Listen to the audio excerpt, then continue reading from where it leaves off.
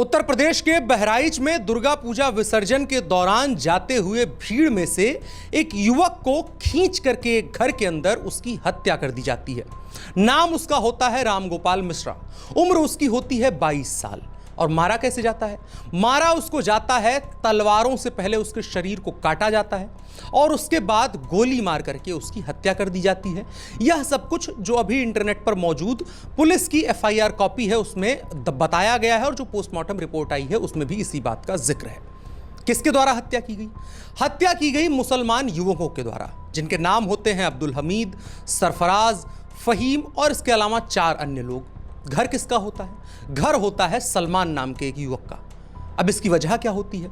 वजह जो अभी तक जानकारी में आई है वो ये होती है कि ये तमाम लोग मां दुर्गा का मूर्ति स्थापित किए हुए थे और उसके बाद हर वर्ष की भांति बीते कई सदियों से जो चली आ रही परंपरा है उसकी भांति मां दुर्गा की मूर्ति का विसर्जन तय किया जाता है। मां दुर्गा की मूर्ति को विसर्जित करने के लिए डीजे वगैरह पे उल्लास के साथ ये सभी लोग नाचते गाते हुए जा रहे होते हैं। अचानक से रास्ते में पड़ती है एक मुसलमानों की बस्ती।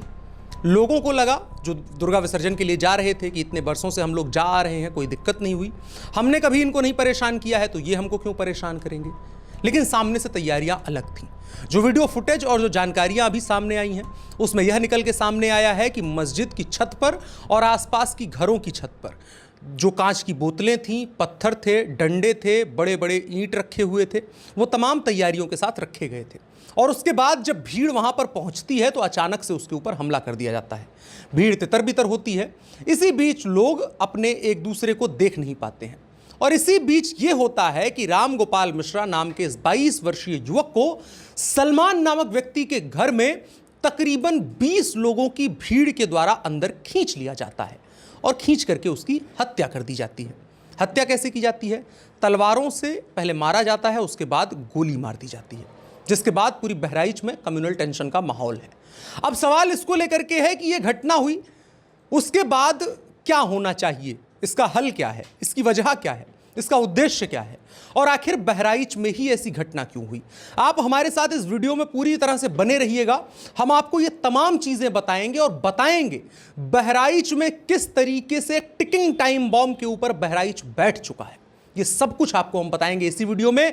नमस्कार, मेरा नाम है अनुराग मिश्रा और आप देख रहे हैं शाइनिंग इंडिया। आपसे अनुरोध कि आपके जो विचार हों, आपको इस वीडियो को देखने के बाद जो आपकी राय बने उसको कमेंट बॉक्स में हमारे साथ साझा जरूर करें। वीडियो में बढ़ चलते हैं। सबसे पहली बात, बहराइच के 2011 के जातिगत और जो भी जनगणना हुई थी उसके आंकड़ों के अनुसार वहां पर 56.5% मुसलमान थे और 42% से कुछ ज्यादा हिंदू थे। आज की तारीख में वो आंकड़े बढ़ चुके हैं और बढ़े हैं, 60 से 65% मुसलमानों की संख्या हो चुकी है। अब इसके बाद आप परिस्थितियों को देख सकते हैं, इसके बाद बहराइच क्या बन चुका है तो आप देख सकते हैं। और उसी की बानगी आज हमको देखने को मिली बीते 2 दिनों में। क्या हुआ? एक दुर्गा पूजा का विसर्जन सदियों की भांति चले जा रहा था, उसके ऊपर अचानक से सुनियोजित ढंग से पहले से तैयारी करके हमला किया जाता है, पत्थरों से, गोलियों से। और उसके बाद एक युवक को भीड़ के द्वारा, 20 लोगों की भीड़ के द्वारा टारगेटेड ढंग से, इसलिए क्योंकि वो भगवा झंडा एक घर पे लगा रहा था, इसलिए उसको अंदर में खींचा जाता है, तलवार से मारा जाता है और गोली मार करके हत्या कर दी जाती है। इसके बाद पूरे बहराइच में कम्युनल टेंशन का माहौल है। अब सबसे बड़ा सवाल, इस घटना को कहा क्या जाना चाहिए? इस घटना को कल की तारीख में दर्ज इस तरह से किया जाएगा कि 2 समुदायों के बीच झगड़ा हुआ जिसकी वजह से एक युवक की हत्या हुई। जबकि सत्य इसका यह है कि एक समुदाय की तरफ से दूसरे समुदाय के ऊपर जो शांति से अपना कार्यक्रम करते हुए जा रहा था उसके ऊपर हमला किया गया, इरादतन ढंग से हमला किया गया, साजिश के तहत हमला किया गया और उसके बाद एक युवक को उसके हाथों में भगवा झंडा देख करके टारगेट किया गया। एक घर में खींचा गया जिस घर के मालिक का नाम सलमान था। जिस भीड़ के द्वारा खींचा गया उनमें जिन लोगों के नामजद एफआईआर में आए हैं नाम, उनके नाम होते हैं सलमान, साहिल खान, ननकऊ, मारूफ अली, अब्दुल हमीद, सरफराज, फहीम, ऐसे नाम होते हैं और इसके अलावा भी कुछ नाम हैं जो नामजद उसमें लिखे गए हैं। इन सभी लोगों के द्वारा एक युवक की हत्या की जाती है। अब इसको लेकर के राजनीति भी शुरू होती है। एक तरफ उत्तर प्रदेश के मुख्यमंत्री योगी आदित्यनाथ के ऊपर दबाव होता है और पूरे प्रदेश की जनता की आकांक्षाओं का दबाव होता है कि कार्रवाई होनी चाहिए, क्योंकि उत्तर प्रदेश में शांति जिस तरह से कायम की योगी आदित्यनाथ ने वो अपने आप में एक मिसाल बनी। लेकिन अब फिर से फन उठने लगे हैं। नागों के फन उठने लगे हैं और फिर से उन्होंने डसना शुरू कर दिया है। अयोध्या से लेकर के बहराइच तक और अलग अलग हिस्सों में आपने ऐसी घटनाएं देखी और हर बार की तरह एक बार फिर से नवरात्रि के जुलूस पर हमला हुआ। पूरे हिंदुस्तान में आज की तारीख में बीते दो दिनों में अलग अलग जगहों पर हमले हुए हैं। झारखंड से लेकर के पश्चिम बंगाल तक, उत्तर प्रदेश से लेकर के बिहार तक, हर जगहों पर हमले हुए हैं। और इसी क्रम में बहराइच में भी सुनियोजित ढंग से, टारगेटेड ढंग से एक तारीख को यह बताने के लिए कि तुम सड़क पर निकलना छोड़ दो, यह बताने के लिए एक बार फिर से हमला किया गया और एक युवक की हत्या कर दी गई। अब हमने आपसे बात की थी कि इसको लेकर के राजनीति हो रही है।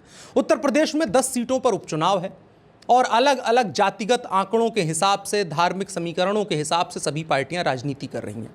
समाजवादी पार्टी का इसके बीच में स्टैंड क्या है? आपको याद होगा बीते दिनों मंगेश यादव नाम के एक युवक का एनकाउंटर उत्तर प्रदेश पुलिस के द्वारा किया गया था, जिसको लेकर के पूरी समाजवादी पार्टी नीचे से लेकर के ऊपर तक ड्रामा करने के लिए तैयार हो गई थी। एसटीएफ के ऊपर प्रश्न थे, प्रदेश के मुख्यमंत्री के ऊपर प्रश्न थे, पुलिस के ऊपर प्रश्न थे। समाजवादी पार्टी ने पूरा दबाव की राजनीति की और दबाव में पुलिस को कार्रवाइयां कई करनी पड़ी और दबाव में पुलिस आई। लेकिन अब माना यह जाना चाहिए कि अगर मंगेश यादव की हत्या गलत कह रहे थे समाजवादी पार्टी के लोग, जिसमें पुलिस इन्वॉल्व थी, जो अपने आप में शक का दायरा बड़ा करता है कि क्या वाकई पुलिस ने गलत किया होगा, उसके बावजूद खुलेआम समाजवादी पार्टी और मुखिया अखिलेश यादव इस बात को लेकर के कह रहे थे। तो अभी तक तो 24 घंटे के आसपास इस घटना को भी हुए हो गए हैं, हत्या को भी, रामगोपाल नाम के एक व्यक्ति की हत्या हुई हो गई है। लेकिन वो समाजवादी पार्टी के राजनीतिक एजेंडा को सूट नहीं करता है, इसलिए अखिलेश यादव का बयान नहीं आया। बयान आया समाजवादी पार्टी की तरफ से, जिसको माना यह जाना चाहिए कि वो अखिलेश यादव के आदेश पर ही दिया गया बयान है। समाजवादी पार्टी के नेता हैं एसटी हसन, मुसलमानों के बड़े नेता बनते हैं, बड़े समझदार बनने की कोशिश करते हैं। उनके द्वारा कहा गया कि इस हत्या और इस घटना की वजह यह है कि मस्जिद के सामने ऊंची आवाज में डीजे पर गाने बजाए गए और इसलिए हत्या कर दी गई। और समाजवादी पार्टी इस हत्या को जस्टिफाइड मानती है, क्योंकि इनके बयान से यही लगता है ना, जस्टिफाइड है। क्योंकि अगर भाई डीजे बजाओगे मस्जिद के सामने, तो जो दूसरे धर्म के लोग हैं, जो तुमको काफिर समझते हैं, जिनके लिए तुम वाजिबुल कत्ल हो, उनको नाराज करोगे तो इस तरह की घटना होगी। यह समाजवादी पार्टी का आधिकारिक स्टैंड है। अब इनके ऊपर क्या होना चाहिए? अब सबसे पहली बात आपको समझनी चाहिए कि बहराइच की स्थिति क्या है, जो हमने आपको शुरू में बताया। 60% से ज्यादा वहां की मुसलमान आबादी हो चुकी है और उसके बाद क्या परिस्थितियां बनती हैं, जहां भी ये 30% पार होती है संख्या, उसके बाद सेक्युलरिज्म किस तरह से तहस नहस होता है, जो कथित सेक्युलरिज्म के जिस खांचे में और जिस फूल्स पैराडाइज में हम जीते हुए आ रहे हैं, किस तरह की परिस्थितियां बनती हैं वो हम जानते हैं। और आज की तारीख में जब 60% से ज़्यादा हो जाएगा, तो अभी तो ये घटनाएं कम हैं, इसके बाद घटनाओं के खतरे और बढ़ेंगे और इस तरह से सड़कों पर निकलना और दूभर किया जाएगा। हिंदुस्तान की हर उस तारीख में जिससे हिंदुस्तान की सबसे बड़ी आबादी का कोई भी सेंटिमेंट जुड़ा हुआ है, उस तारीख के ऊपर धब्बा लगाने की तैयारी है और हो रही है लगातार। हर उस तारीख को, रामनवमी से लेकर के दुर्गा पूजा के विसर्जन का जुलूस हो, गणपति बप्पा मोरया, गणेश भगवान का कोई कार्यक्रम हो, हर जगह पर ऐसी घटनाओं और ऐसे काले धब्बे लगा दिए जा रहे हैं ताकि आप सड़कों पर निकलना छोड़ दें। अब इन तमाम घटनाओं के बीच बहराइच पुलिस के ऊपर भी परिवार की तरफ से सवाल उठाए गए हैं। परिवार ने शव को घर पे रख करके धरना देने का फैसला किया है और न्याय की मांग कर रहे हैं। इस दौरान बहराइच पुलिस की तरफ से बताया गया कि परिस्थितियां कंट्रोल में कर ली गई हैं।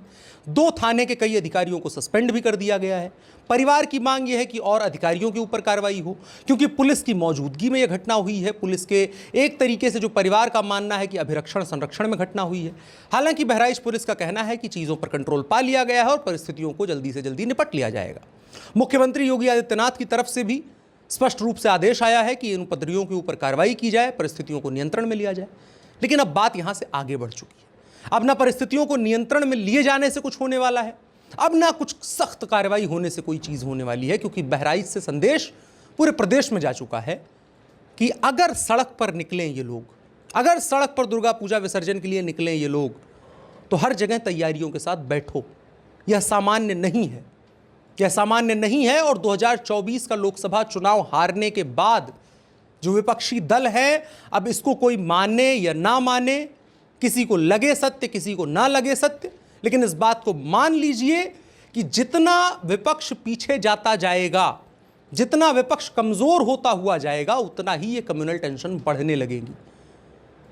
क्योंकि एकजुट अगर एक बड़ी संख्या को करना है, जो छोटी सी संख्या है, जो तकरीबन 30% 20% के आसपास की जनसंख्या है, उसको एकजुट करना है तो उसको मोटिवेशन देना होगा। उसको मोटिवेशन देने के लिए ऐसी घटनाएं करते रहने के लिए उत्साहित और प्रोत्साहित करते रहना होगा।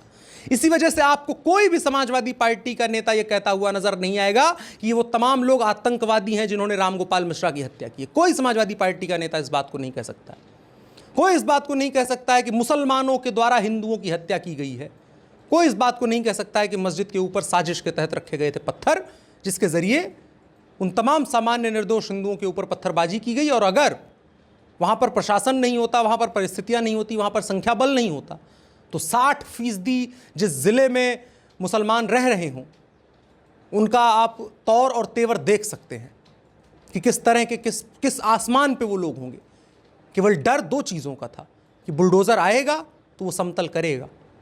इस वजह से यह घटना अभी जरा सा रह करके एक सिर्फ हत्या तक सीमित रह गई, अन्यथा यह घटना एक नरसंहार में बदल सकती थी। क्योंकि समाजवादी पार्टी और अन्य लोगों का यही मानना है कि मस्जिद के सामने डीजे बजाओगे तो तुम वाजिबुल कत्ल पहले से हो, उसके लिए स्क्वायर और क्यूब लगा दिया जाए उस चीज़ पर कि तुम उससे कहीं ज़्यादा उस चीज़ के काबिल हो। कोई इस पूरी बातचीत को कम्युनल कह सकता है, कोई इस पूरी बातचीत को कह सकता है कि यह गलत तरीका है बात करने का, लेकिन सही और सत्य यही है। इस चीज़ को जो ना स्वीकार करे, इस बात को जो ना स्वीकार करे, वो ना भारत के सेक्युलरिज्म को मानता है, वो ना भारत के संविधान को मानता है। भारत के संविधान में हर किसी को अधिकार है, अभिव्यक्ति की आज़ादी है।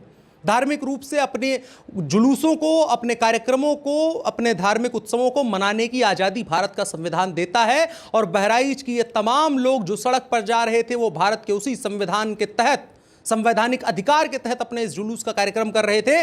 लेकिन जिन लोगों के द्वारा यह घटना की गई है, जिन लोगों ने घर में खींच करके एक युवक की हत्या तलवारों से काट करके और गोली मार करके की है, उन लोगों ने संविधान को हाथ में ऐसे लेकर के और नीचे से लाइटर लगा करके जला दिया है। और यह जल हर रोज रहा है संविधान। आप एक गलत फहमी का शिकार होकर के, आप एक अपने आसपास की सफ़ेद दीवारों के बीच कैद होकर के अगर रहना चाहते हैं और समझना चाहते हैं तो चीज़ों को समझिए।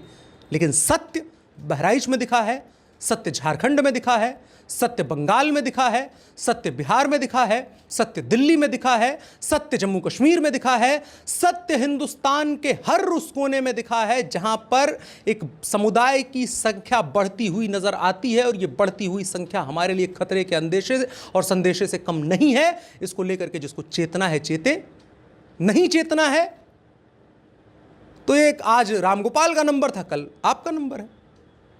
खैर, आज की वीडियो में इतना ही। बाकी आपकी राय क्या है कमेंट बॉक्स में बता सकते हैं। मेरा नाम अनुराग मिश्रा है, आप शाइनिंग इंडिया देख रहे थे। धन्यवाद।